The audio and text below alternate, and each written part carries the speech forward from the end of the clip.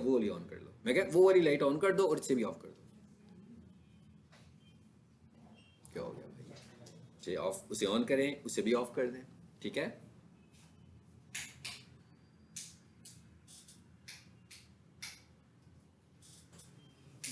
चलो जी, अब जरा समझ लें ये बात क्या है। सबसे पहले तो कैनोनिकल टैग, तो ये नाम से पता लग रहा है ये कोई HTML का टैग है, ऐसे ही है ना, पता लग रहा है ना कि HTML टैग है ये भी कोई।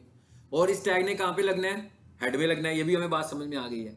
ये टैग है क्या, ये टैग करता क्या है, ये समझ लेते हैं। If you have the same और सिमिलर कंटेंट, यानी यहां तक बात करने से ये पता लग रहा है कि कुछ बात शायद डुप्लीकेशन की हो रही है, ऐसे ही है ना, डुप्लीकेशन की हम बात कर रहे हैं।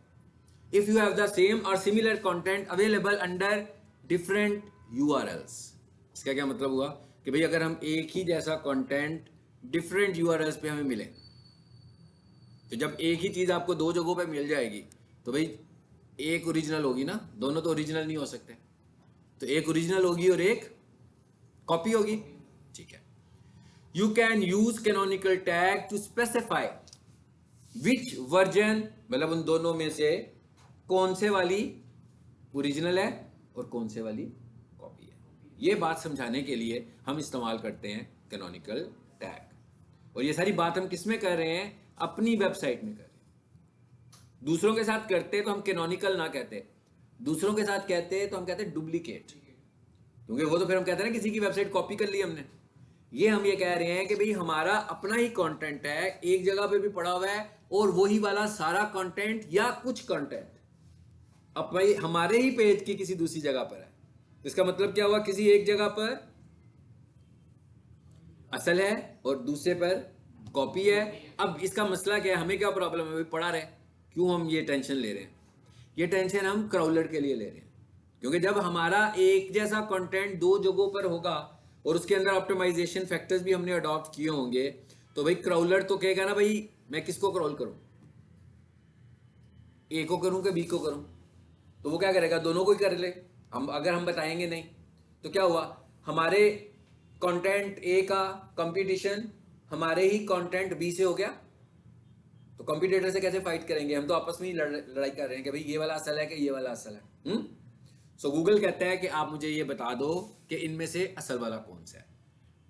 बताने का तरीका क्या है, बताने का तरीका ये है कि जहां कॉपी होगा वहां पे जाकर आप टैग लगा दोगे कि भाई ये वाला कॉपी है, असल कहीं और पड़ा है।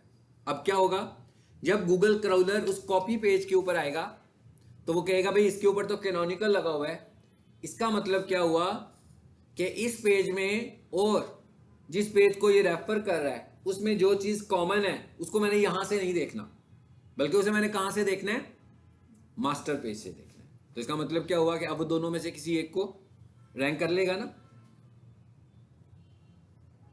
देखने में हम क्या कर रहे हैं, देखने में हम क्या कर रहे हैं कि क्रोलर आ रहा है और उसे मूव कर रहे हैं। जैसे कोई बंदा आता है किसी वेबसाइट पे, लेकिन जब वो एंटर करता है, वेबसाइट प्रोसेस होती है तो खुल कोई और वेबसाइट जाती है। इसका मतलब क्या हुआ, हम किसी को एक वेबसाइट से मूव करा देते हैं। ये कहलाता है परमानेंट फिजिकल रीडायरेक्ट, परमानेंट बोल रहा हूँ, ये कहलाता है फिजिकल रीडायरेक्ट, यूजर मूव कर गया। लेकिन जब अब एक वेबसाइट पर क्राउलर आ रहा है और जब हम उसको मूव करा रहे हैं कि भाई इधर नहीं उधर चले जाओ, तो इसे हम बोलते हैं वर्चुअल रीडायरेक्ट, यानी कि ये फिजिकल रीडायरेक्ट नहीं। यानी कि फिजिकल रीडायरेक्ट क्या होगा, जिसमें विजिटर भी जाएगा, और वर्चुअल रीडायरेक्ट में क्या होगा, जिसमें सिर्फ क्राउलर मूव करता है। ठीक है, तो ये अभी तो मैंने आपको मुख्तसर सा समझाया कि व्हाट इज कैनोनिकल है क्या चीज। ठीक है, अच्छा अब इसका जो इस्तेमाल है वो कैसा है, सबसे पहले तो इस टैग को समझ लेते हैं। टैग क्या है, टैग में लिखा हुआ है लिंक, जी लिखा हुआ है लिंक, अब आपको पता लग गया लिंक का टैग है, कहां पे लगना है, HTML में लगना किस पोर्शन में, हेड में लगना है। अच्छा आपको कुछ याद आता है कि लिंक का हमने कोई और टैग भी पढ़ा हुआ है, किसी को याद आता है लिंक का टैग किस,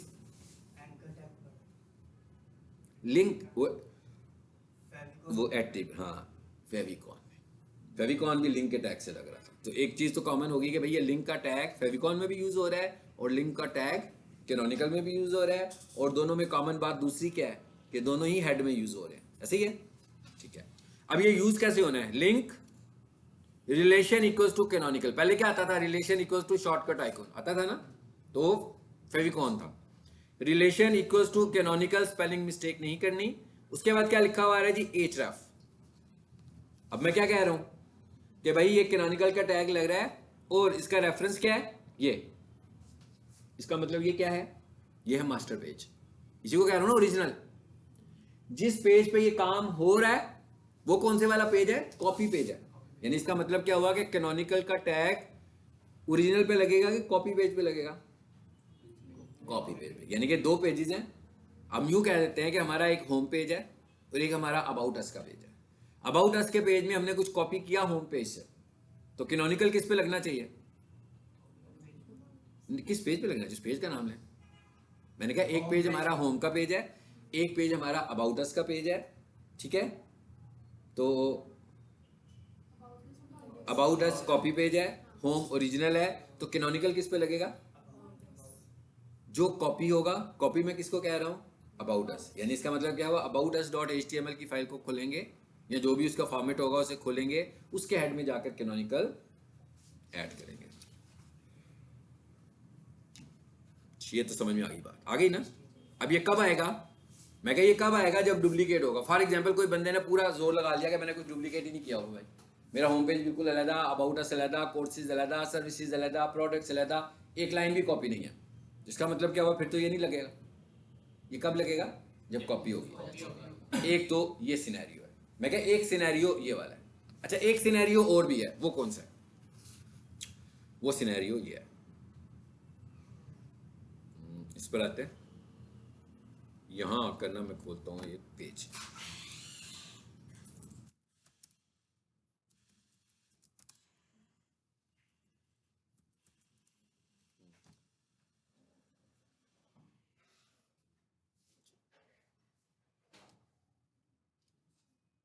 खुल गया पेज जी?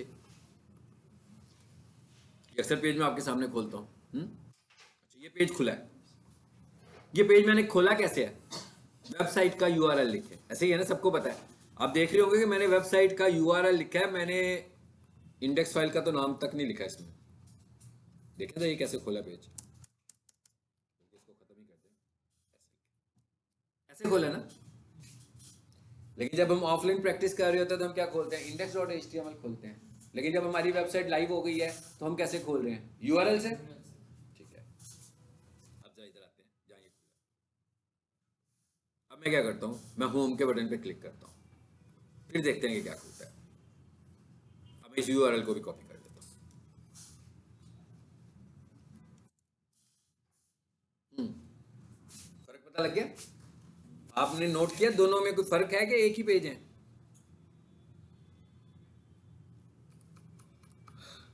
ये इंडेक्स वाला है और ये भाई फर्क है कोई कि एक ही है? एक ही पेज है बेसिकली। असल में वो इंडेक्स की फाइल से ऑटो लोड हो गया। जब हमने वेबसाइट बनाई, वेबसाइट अपलोड की, तो हमें इंडेक्स लिखने की ज़रूरत नहीं पड़ती। तो कोई बंदा इंडेक्स लिखेगा तो भी वही पेज खुलेगा, नहीं लिखेगा तो भी वही पेज खुलेगा, ऑटो खुल जाएगा। लेकिन जब ये लोकल होता तो मुझे इंडेक्स की फाइल खोलनी पड़ती है अक्सर। आपको भी पता है, ऐसे ही करता था मैं। अब इस सीन में आए जरा, अब फर्क क्या है इसमें देखें जरा। अब वापस आ जाए कैनोनिकल पर। मैं क्या वापस कैनोनिकल के ऊपर आए, और कैनोनिकल की जो थ्योरी थी वो क्या थी? अब आप देख लें। अब एक डुप्लीकेशन समझ में आई यहाँ पर कि दो चीज़ें हैं। जिसकी डेफिनेशन URL थी ना, वो कहता है कि एक दो URL से आप एक ही जगह पे जा रहे हैं, तो हम दो URL से एक ही जगह पे जा रहे हैं। अब इस वक्त अगर हम देखें तो फिजिकली ये दो URL नहीं है। जब वो अबाउट अस वाली बात थी और होम पेज वाली बात थी तो वो फिजिकली भी दो URL थे। इस सूरत में ये फिजिकली URL तो एक ही है और एक्चुअली URL कौन से वाला है? index.html। लेकिन जैसे ही हमने अपनी वेबसाइट को अपलोड किया तो उसने कहा मुझे इंडेक्स बताने की जरूरत नहीं भाई, मैं आपकी वेबसाइट को डोमेन नेम से ही लाइव कर दूंगा। लेकिन ये बात यूजर्स के लिए है, क्राउलर के लिए तो नहीं है।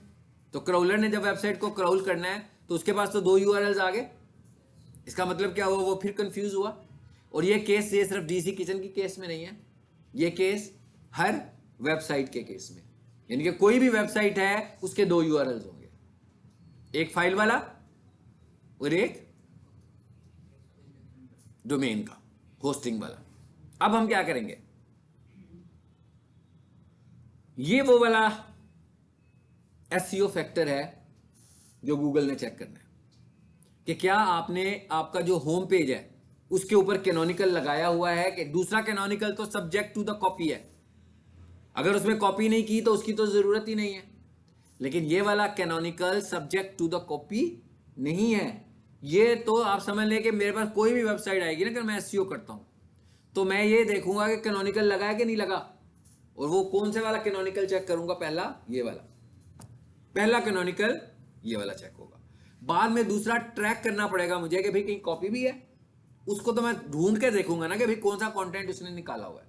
जब फॉर एग्जांपल मुझे मिलेगा भी नहीं और कभी मैं उसके कीवर्ड को लिखूं तो उसके 2 पेजेस मुझे नजर आने शुरू हो जाए, एक ही कीवर्ड लिखने थे, तो इसका मतलब क्या होगा कि कंटेंट 2 पेजेस पर मौजूद है, फिर मैं उसको किसी एक पे लेके आऊंगा। तो भाई मेरा होम पेज ही आना चाहिए। आप अक्सर देखते हैं ना कि जब हम कीवर्ड बेस्ड सर्च कर रहे होते हैं तो मोस्टली हम होम पेज पे लेकर जाते हैं उसको, लेकिन कुछ कीवर्ड्स हम अपने सेकेंडरी पेजेस पे भी लगा सकते हैं, मगर फिर वो होम पेज पे नहीं आता ना, होम पेज के अलग कीवर्ड्स होंगे और उसके अलग होंगे। तो अब हमने क्या पॉइंट समझा, हमने कहा भाई एक कैनोनिकल तो ये हर किसी पे ही लगना है। अब अगर हम ये कि लगना कैसे है, दूसरी बात तो ये ना कि लगेगा कैसे। पहले तो हम कह रहे थे ना डुप्लीकेट पे लगेगा, तो ये फिजिकल डुप्लीकेट तो है नहीं, वर्चुअल डुप्लीकेट है ना ये। यानी कि फिजिकली अगर मैं आपसे कहूंगा DECKitchen.org की फाइल खोलें तो नहीं खुलेगी ना, ये खुल जाएगी? ये तो कोई फाइल ही नहीं है भाई, ये तो नहीं खुलेगी। फाइल कौन सी है, फाइल कौन सी है, स्क्रीन पे देख के बताएं फाइल कौन सी है। index.html फाइल कौन सी है, index.html। अब चेंज किस में होना है, अब आपको क्या लग रहा है कि इन दोनों में से मास्टर कौन सी होनी चाहिए, जरा टेक्निकल पॉइंट है, मैंने यही कहा था कि टेक्निकल पॉइंट है। अब आपने इन दोनों में से मुझे बताना है कि इसमें से मास्टर कौन सी होनी चाहिए, होनी चाहिए ये भी नहीं कह रहा हूं, है, मास्टर कौन सी होनी चाहिए इसमें से। इसको जहन में रखते हुए कि भाई चेंज भी तो करनी है ना, डुप्लीकेट में जाकर चेंज भी करना है। हाँ जी, इन दोनों में से पहले नंबर वाली मास्टर है कि दूसरे नंबर वाली मास्टर है?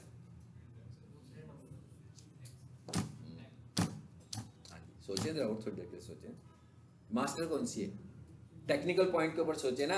जो डुप्लीकेट होगी वहां जाकर चेंज भी करनी है।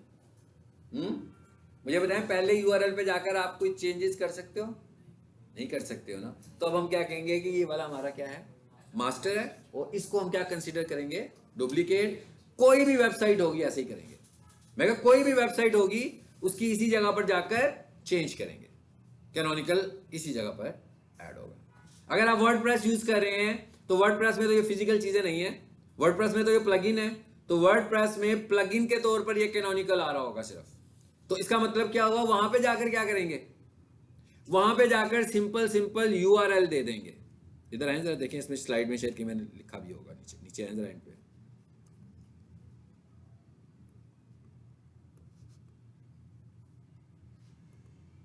ये देखें, ये एसईओ का पेज आया, उसका वर्डप्रेस का पेज खुला हुआ है। हाँ,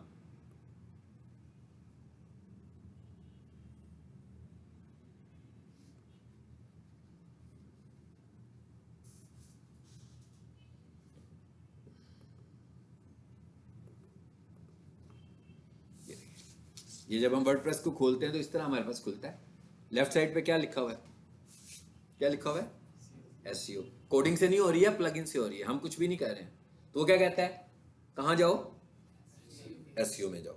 ये छोटा सा एक आइकॉन बना हुआ है, ये वाई बना हुआ है, ये वर्डप्रेस का एसईओ प्लगइन है, इसको हम बोलते हैं योस्ट। मैथ रैंक होगा तो वो दूसरा होगा, तो ये योस्ट है। अब वो क्या कहता है, इस पर आओ, इसके बाद क्या कहता है आगे से आपको, कहते हैं इधर आएंगे तो यहां पर आपको ये नजर आ रहा है, इस पर आओगे तो यहां पर क्या नजर आ रहा है, ये नीचे स्टेप्स लिखे होंगे मैंने कहीं पे जी, ये सिंपल ही है। इस पर क्लिक करेंगे, अब यहां पर कैसे आ रहा है, यहां पर देखिए HTML टैग नहीं है, नहीं है ना, यहाँ पर क्या कह रहा है वो आपको सिर्फ और सिर्फ यूआरएल देना है आपने, जो हम href में जाकर यूआरएल दे रहे हैं कैनोनिकल का, वो आपने यहाँ पर लाकर यूआरएल पेस्ट कर देना। तो मैं क्या क्या कहना चाह रहा हूँ, कहना ये चाह रहा हूँ कि जो वर्डप्रेस में फाइल खोली हुई है ये क्या है, ओरिजिनल है कि कॉपी है? कॉपी है। और ये जो मेरा यूआरएल है यहाँ पर abc.com, ये क्या है, असल वाला है। तो अगर ये वेबसाइट हमारी प्रोफेशनल किचन वर्डप्रेस में बनी होती तो एक्चुअली मैं करता क्या क्या करता भाई, इसे कॉपी करता और कहाँ लगा देता, इस जगह पर लाकर इसको पेस्ट कर देता। वर्डप्रेस में कैनोनिकल सेट हो गया। एसईओ का एक मेन फैक्टर, एसईओ का एक बहुत बड़ा फैक्टर। जब हम किसी चीज़ की एसईओ चेक करेंगे, अब आप जरा एसईओ एबिलिटी को यूज़ कीजिएगा घर जाकर। तो मैंने आपको ऐप भी बताया था, एक मोबाइल ऐप है एसईओ एबिलिटी, मोबाइल पे करना होगा तो लिखिएगा एसईओ चेक ऐप स्टोर में जाकर। तो एसईओ चेक में एक ग्रीन ब्लू कलर का एक आइकॉन नजर आएगा, उस ऐप को इंस्टॉल करें। जब वो खुल जाएगा तो वहां पर जाकर किसी भी वेबसाइट का यूआरएल दें, उसे खोलें तो वो पूरा एसईओ एनालिसिस करके दिखाएगा। तो देखिएगा कि मुख्तलिफ वेबसाइट्स के एनालिसिस करके देखना, वो फिर बताएगा। अगर किसी का कैनोनिकल नहीं लगा होगा तो आइडेंटिफाई कर रहा होगा कि कैनोनिकल नहीं है। अगर रोबोट्स नहीं लगा होगा तो आइडेंटिफाई कर रहा होगा कि रोबोट्स नहीं है। अगर साइट मैप नहीं बना होगा तो आइडेंटिफाई करेगा। अगर आपने कीवर्ड्स पे काम नहीं किया हुआ तो पता लगेगा। अगर हमने टाइटल सही नहीं लिखा हुआ, मेटा सही नहीं लिखा हुआ, हेडिंग स्टाइल सही नहीं लिखा हुआ, बोल्ड और स्ट्रॉन्ग का गलत इस्तेमाल किया हुआ है, इमेजेस के ऊपर ऑप्टिमाइजेशन नहीं की, सब कुछ आपको वहां पे रिजल्ट्स नजर आ जाएंगे। और फिर जब आप एक एक चीज को अप्लाई करते जाओगे तो वो चीजें खत्म होती जाएंगी, यानी कि आपकी एसईओ इंप्रूव होती जाएगी। ठीक है, समझ में आ गया कैनोनिकल क्या होता है? समझ में आया कैनोनिकल क्या होता है? कि भाई डुप्लीकेट पेज पे जाकर हम ये बताते हैं कि ये असल नहीं है, ये डुप्लीकेट है। चले एक छोटा सा सिनेरियो करते हैं फिर आगे चलते हैं। सपोज कर लेते हैं कि ये एक वेबसाइट है abc.com, ठीक है, और इसके अंदर एक ये वाला पेज है index.html। फिर मैं कहता हूँ इसके अंदर एक ये पेज भी है।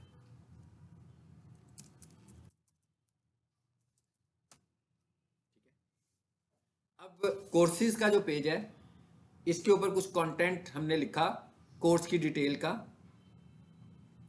और वो कहाँ से लिया हमने, वो इंडेक्स के पेज के ऊपर कोई दो बड़े पैराग्राफ्स थे, वहां से मैंने कोई एक या दो सेंटेंस लेकर कहाँ पे लगा दिए, कोर्सेज में। अब इसका मतलब क्या हुआ कि अब हमारा मास्टर कौन सा है, इंडेक्स, और कॉपी कौन सा है, कोर्सेज। तो अब हमारा जो लगेगा कैनोनिकल किस फाइल में लगेगा, कोर्सेज में लगेगा। इसको सेव कर लेंगे, सिंपल, कैनोनिकल अप्लाई हो गया। ये किस सूरत में लगेगा, ये सिर्फ उस सूरत में लगेगा जब कॉपी एग्जिस्ट है। लेकिन जो दूसरा कैनोनिकल है, जो वेबसाइट यूआरएल वाला कैनोनिकल है, वो तो आंखें बंद करके हमने हर वेबसाइट पे लगाना है, इसलिए कि हर वेबसाइट के दो यूआरएल हैं। ठीक हो गया, समझ में आ गया ये वाला पॉइंट, कैनोनिकल कैसे लगाते हैं। और कैनोनिकल का टैग क्या होता है ये भी समझ में आ गया। क्या टैग था कैनोनिकल का, link relation equals to canonical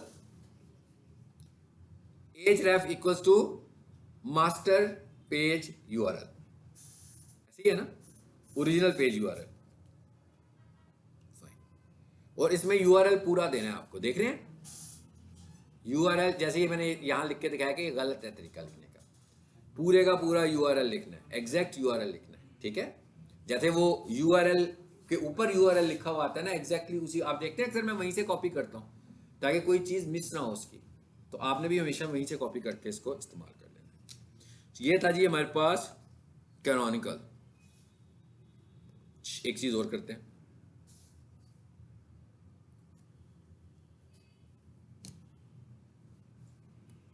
इसको भी कर लेते हैं आज। अब एक और अगला टेक्निकल एसईओ का फैक्टर है हमारे पास, एसएसएल, कि भाई क्या आपकी वेबसाइट पर एसएसएल अप्लाइड है कि नहीं है। SSL stands for secure socket layer. एक मुख्तसर सी बात है कि भाई क्या इस वेबसाइट पर एसएसएल लगी है कि नहीं लगी है। एसएसएल का मतलब क्या है, एसएसएल का ये मतलब है भाई, ये मैंने खोला, ये एक वेबसाइट यूआरएल खोला, क्या लिखा हुआ आ रहा है, ठीक है, ठीक हो गया।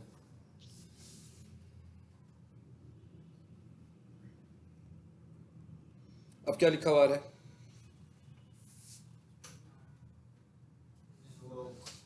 लॉक लगा हुआ है, ये सिक्योर है। लेकिन ये जरा स्लाइड थोड़ी सी पुरानी बनी हुई है। आजकल ऐसे यूआरएल नजर ही नहीं आते ना। नोट किया कि नहीं किया, मैं ही बता रहा हूँ। यूआरएल का गूगल का नया वर्जन आ गया ना, गूगल क्रोम का, उसमें ऐसे यूआरएल नजर नहीं आते, उसमें तो यूआरएल ऐसे नजर आते हैं। ये देखें कैसे, इस तरह नजर आ रहे हैं। यानी कि यहाँ पे तो लॉक डायरेक्ट है ही नहीं, पहले डायरेक्ट लॉक होता था। अब हम इस पर क्लिक करेंगे तो यहाँ से ये लॉक नजर आएगा आपको, लिखा हुआ आ गया कि ये वेबसाइट सिक्योर है। तो ये है एसएसएल। अब इसमें अगर हम टेक्निकली देखें तो एसईओ एक्सपर्ट ने खुद से तो कुछ करना ही नहीं है इसमें भाई। ये तो एक सर्विस है जो होस्टिंग कंपनी से हमने परचेज करनी है, और ये लाजमी परचेज करनी है अगर हम अपनी वेबसाइट को सिक्योर करना चाहते हैं और हम चाहते हैं हमारी वेबसाइट हैक ना हो। पहले हैकिंग एक्टिविटीज़ इतनी ज़्यादा नहीं होती थी जितनी हैकिंग एक्टिविटीज़ अब होती हैं। तो पहले हम इसको इग्नोर कर लेते होते थे, लेकिन अब हमने इसे इग्नोर नहीं करना। तो अगर मैं किसी वेबसाइट की एसईओ करता हूँ, मिसाल के तौर पर मेरी वेबसाइट पर एसएसएल नहीं लगी हुई और मेरे कंपटीटर्स की वेबसाइट पर एसएसएल लगी हुई है, तो इसका मतलब क्या हुआ कि एक बहुत बड़ा एसईओ का फैक्टर है जो मैं अपनी वेबसाइट पे माइनस कर रहा हूँ, इस्तेमाल नहीं कर रहा। तो भाई सारे अच्छे अच्छे फैक्टर्स कर भी लूंगा तो मेरी वेबसाइट डाउन ही रहेगी, रिकमेंड ही नहीं करेगी। जैसे आपके पास कोई यूएसबी हो और आपसे कहेंगे सर हमें कोई डाटा अपने लैपटॉप पे लगा कर दे दें, तो मुझे होगा कि भाई पता नहीं यूएसबी में वायरस ही ना हो, तो मैं यूएसबी तो नहीं लगाऊंगा। सिमिलरली अगर आपको मैकबुक से डाटा ले लो और आप कहेंगे सर के लैपटॉप में कोई वायरस ना हो, हमने यूएसबी नहीं लगानी, वो हम सिर्फ अपने कंप्यूटर पे डायरेक्ट लगाते हैं। तो दोनों सूरतों में सिक्योरिटी प्रॉब्लम तो है। इसी तरीके से गूगल क्या देखता है, गूगल कहता है कि भाई इसने तो एसएसएल ही नहीं लगवाई, तो ये वेबसाइट तो सस्पिशियस वेबसाइट हो सकती है, सो इसे मैं क्यों अपने विजिटर्स को दिखाऊं। आपने अक्सर नोट किया कि अभी यूआरएल पे रेड कलर में लिखा हुआ भी आता है सस्पिशियस, रेड कलर का एक आइकॉन बना हुआ आता है कुछ वेबसाइट्स के साथ। कुछ, हर किसी के साथ नहीं आएगा, कुछ वेबसाइट्स के साथ आएगा। इसका मतलब क्या होगा, कुछ वेबसाइट्स पे कुछ इश्यूज हैं, हैकिंग इश्यूज हुए हैं कि वो सस्पिशियस हुई है। तो ऐसी वेबसाइट को कोई यूजर तो नहीं खोलेगा कम से कम, क्योंकि वो तो रिस्की है ना कि उसके कंप्यूटर में भी कुछ हो सकता है वो तो उसे डाटा पिक करके ले जाए, किसी ने हैकिंग एक्टिविटी की हुई है। तो इसका मतलब क्या हुआ कि हम अपने क्लाइंट से एसएसएल परचेज करवाएंगे, जिस तरह उन्होंने डोमेन परचेज की थी साल के लिए, जिस तरह उन्होंने होस्टिंग परचेज की थी साल के लिए, इसी तरह वो एसएसएल भी परचेज करेंगे साल के लिए। अगर हम कोई कारपोरेट पैकेज लेते हैं किसी होस्टिंग कंपनी का जो कि अबाउट 18+ होता है, 18,000 प्लस उनका होता है, उसके अंदर एसएसएल जो होती है वो फ्री होती है। लेकिन इससे छोटे पैकेज अगर आप लोगे किसी कंपनी के, तो उसमें आपको एसएसएल बाय करनी पड़ेगी, और एसएसएल की जो मिनिमम प्राइस भी होगी ना वो तकरीबन अबाउट 2500 पर ईयर होगी, यानी कि आपको 2500 रुपया एक्स्ट्रा एसएसएल का देना होगा। लेकिन अगर आपके पास कोई कारपोरेट पैकेज होगा, किसी कंपनी के लिए लिया होगा आपने, वो 18 से प्लस में होते हैं, 18 वाला भी होगा, 20 वाला भी हो सकता है, 25 वाला भी हो सकता है, 28 वाला भी हो सकता है, ठीक है, होस्टिंग प्लान। तो उसके अंदर एसएसएल फ्री होती है, यानी उसमें आपको एसएसएल के लिए पे करने की जरूरत नहीं पड़ती है, ठीक है। और वर्डप्रेस की जो साइट्स होती हैं उसमें भी ऐसा होता है? कोई भी वेबसाइट होगी, चाहे वो वर्डप्रेस हो या कुछ हो, हर वेबसाइट के लिए आपको एसएसएल की जरूरत है, ठीक है। हम तो यूआरएल की बात कर रहे हैं ना, कि यूआरएल के लिए हमें एसएसएल की जरूरत है। चलिए जब आ जाते हैं इधर, अब ये थोड़ा था, ये आपके एसएसएल को मैं सारा समझा दिया, ये थोड़ा सा थ्योरेटिकल कॉन्सेप्ट है, समझ लेते हैं, ठीक है।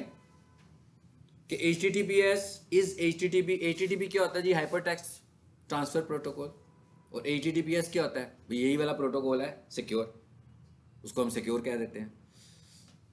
तो अगर किसी बंदे ने अभी तक अपनी वेबसाइट सिक्योर नहीं की, तो इसका मतलब क्या हुआ कि उसका यूआरएल किसके साथ बनेगा, HTTP के साथ बनेगा, और जिसने अपनी वेबसाइट सिक्योर की हुई है उसका यूआरएल कैसे बनेगा, HTTPS के साथ। तो जो सिक्योर एड्रेस है वो HTTPS है, और जो नॉन सिक्योर एड्रेस है वो HTTP है, ठीक है। एसएसएल क्या चीज़ है जी, secure socket layer is a standard security technology for establishing an encrypted link between server and client. अच्छा ये क्या है भाई, एक बंदे की वेबसाइट है, उसने वेबसाइट लाइव कर दी है, तो उसकी वेबसाइट कहाँ पे लाइव हुई है, सेव कहाँ हुई है, किसी वेब सर्वर पे सेव हुई है। उसके बाद उसकी वेबसाइट को मुख्तलिफ लोग एक्सेस कर रहे हैं, जो कि मुख्तलिफ डेस्टिनेशन से एक्सेस करते हैं। वो सब कैसे एक्सेस कर रहे हैं, एज ए क्लाइंट, यानी एक बंदे ने अपना गूगल क्रोम खोला, माइक्रोसॉफ्ट एज खोला, सफारी खोला, भी कोई भी खोल सकता है एप्लीकेशन, उधर जाकर उसने वेबसाइट का नाम लिखा तो वो वेबसाइट खुल गई। तो एक्चुअली वेबसाइट कहाँ से निकली, एक वेब सर्वर से निकली और पूरा रूट करते हुए वो एक क्लाइंट के पास पहुंची।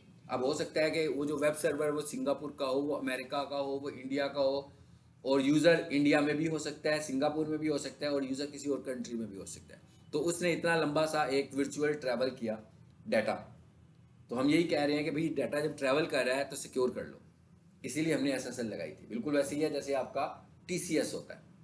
TCS भी जब आता है आपके पास, आप देखते हो ना कितने सारे पैकिंग्स होती हैं, सीलें लगी होती हैं, फिर आप पे करते हो, फिर सीलें खुलती हैं, फिर आपको आपकी डिवाइस मिलती है। ऐसे कोई चीज़ नहीं मिलती आपको, है ना। ऐसे तो नहीं कोई घर में TCS माउस लेकर आए, जेब में से निकाले माउस, है ना, दूसरी जेब में से वो निकाले वायर, ये जनाब आपका माउस, आप तो नहीं लेंगे। इसका मतलब क्या हुआ, आपको लग रहा है कि भाई ये सिक्योर नहीं है, ये नई चीज़ नहीं मिली मुझे। इसी तरीके से आपका डाटा भी सिक्योर होना चाहिए। तो जब आपने SSL खरीदी होगी तो आपका डाटा सिक्योर होगा। अब वो कैसे आएगा, वो इनक्रिप्टेड होगा जब वो रास्ते में होगा।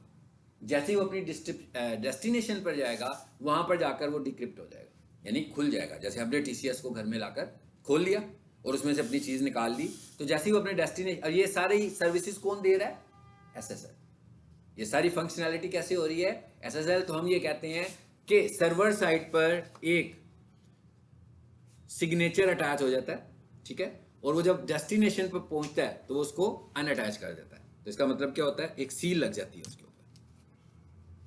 अब ये कहाँ कहाँ लगी होती है, आपकी वेबसाइट पे भी लगी होती है, और ये आपके ईमेल क्लाइंट पे भी लग सकती है।